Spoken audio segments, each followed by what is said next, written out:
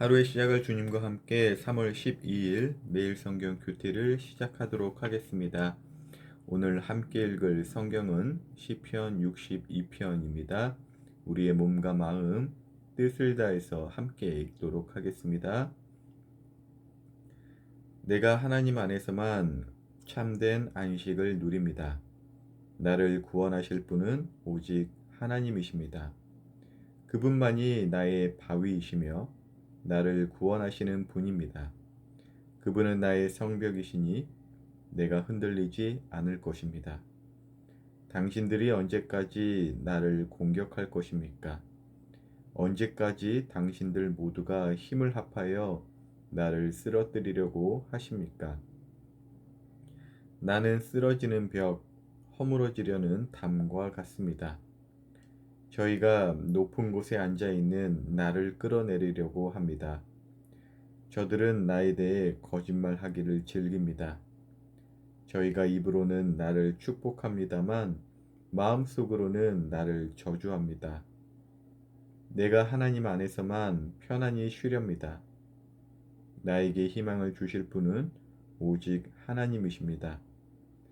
그분만이 나의 바위이시며 나를 구원하시는 분이십니다.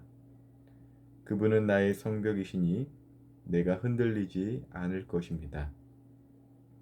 나의 구원과 명예는 오직 하나님께 달려 있습니다.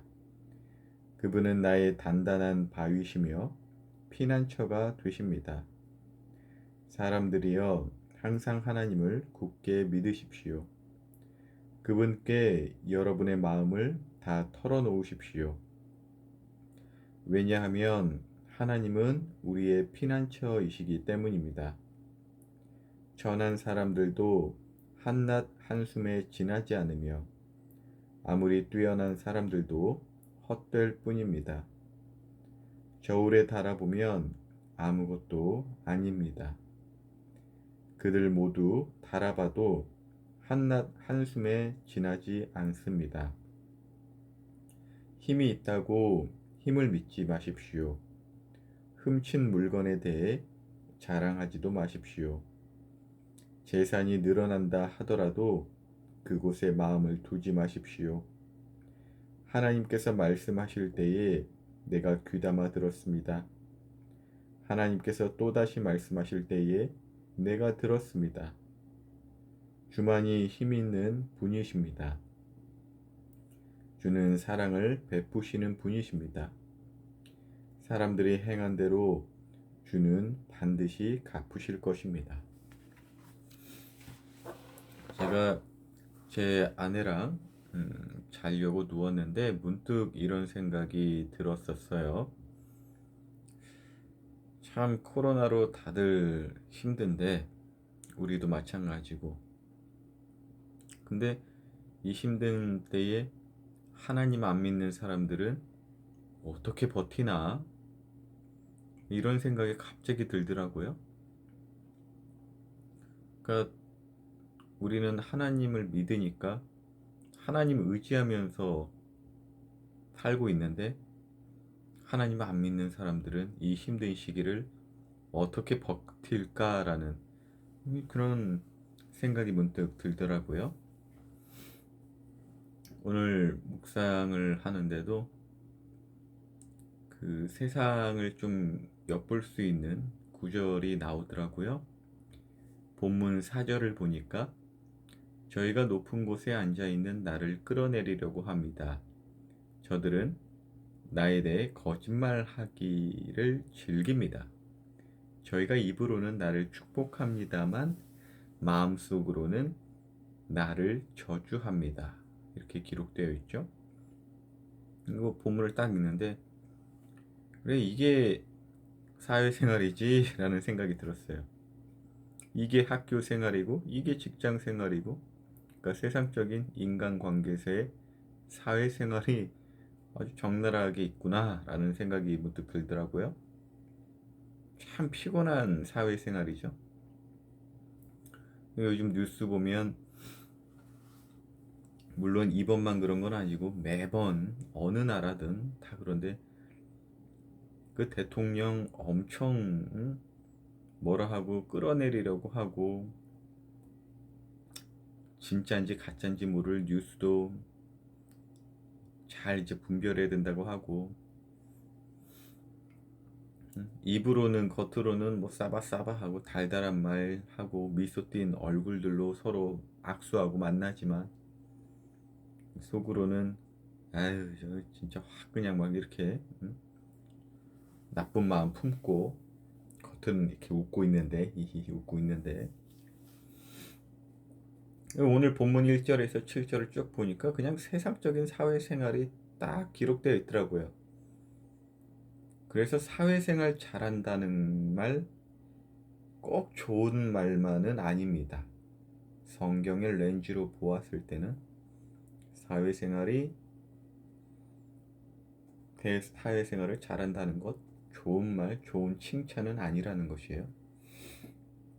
우리 청소년들은 아직은 실감이 덜할 수도 있어요.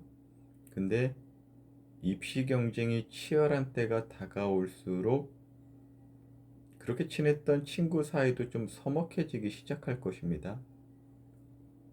만약에 한 명만 뽑는데 같이 지원하면 이제 그때부터는 사회생활 본격적으로 시작해야 돼요. 근데 가만히 보면은 저도 그냥 가만히 이렇게 보면 뭘 그렇게까지 하면서 사나 이런 생각이 들 때가 있고요. 지금은 이렇게 안 살아도 된다라는 확신으로 사는데, 이 말을 듣는 어떤 분들은 저렇게 살고 싶어서 살겠냐? 세상이 그런 걸 어떡하냐? 막 그러실 수도 있겠죠. 근데 그렇게 말을 저한테 한다 하더라도 전 그렇게 살기가 싫어요.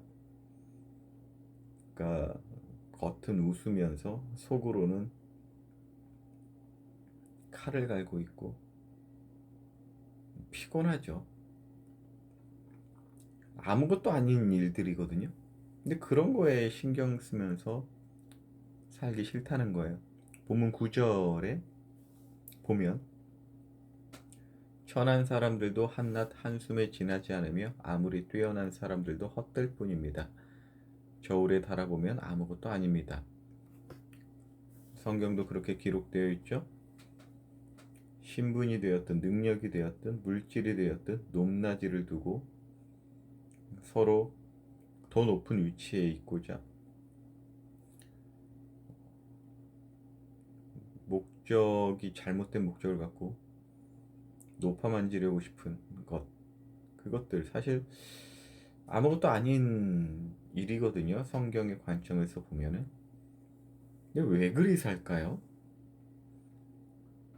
저도 말은 이렇게 하지만 가끔은 헷갈려가지고 세상에 맞추어 살고자 할 때가 있거든요. 또 그러다 보면은 왜 내가 뭐 아무것도 아닌 일에, 하나님하고 상관도 없는 일에 이렇게 서로를 힘들게 하고 나 스스로를 괴롭게 할까, 이런 생각이 들 때가 있어요. 세상 참 살기 힘들다라고 하는데, 특별히 코로나 때문에 힘들다라고 하는데, 왜 힘든지 생각해 보면요, 하나님이 안 계신 듯 사니까 힘든 거예요. 그러니까 자기가 하나님이 되려고 하니까 힘든 거라는 것이죠. 그리고 서로가 하나님이 되려고 막 하려고 하기 때문에, 그러니까 서로 하나님 노릇 하려다 보니 싸우고 헐뜯고 그런 것이겠죠. 아이 힘들게, 그 왜 그렇게 사나? 하나님 계시잖아요. 이런 마음이 또 문득 드네요.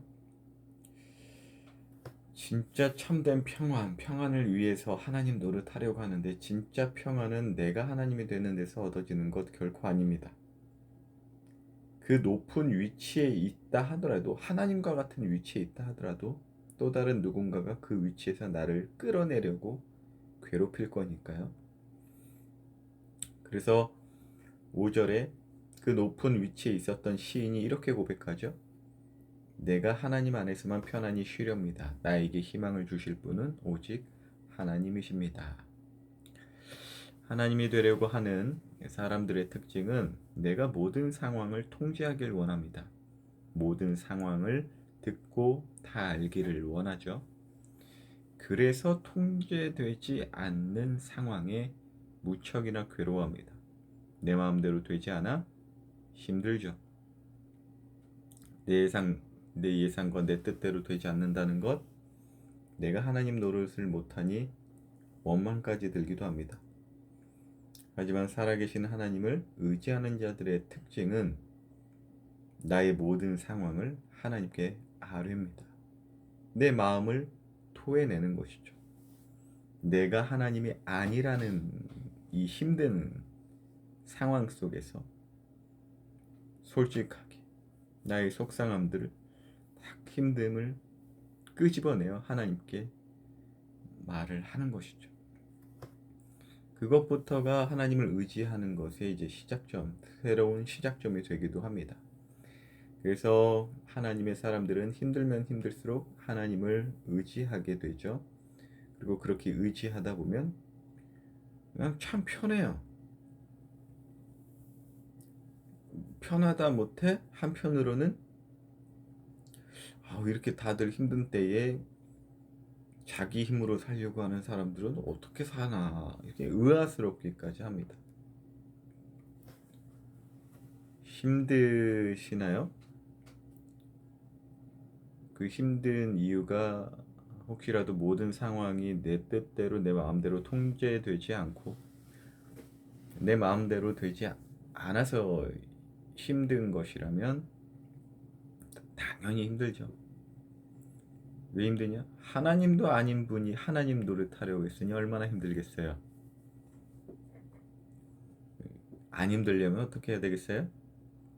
내려놔야죠. 그리고 하나님께 나의 마음을 쏟아내야 되는 것이죠.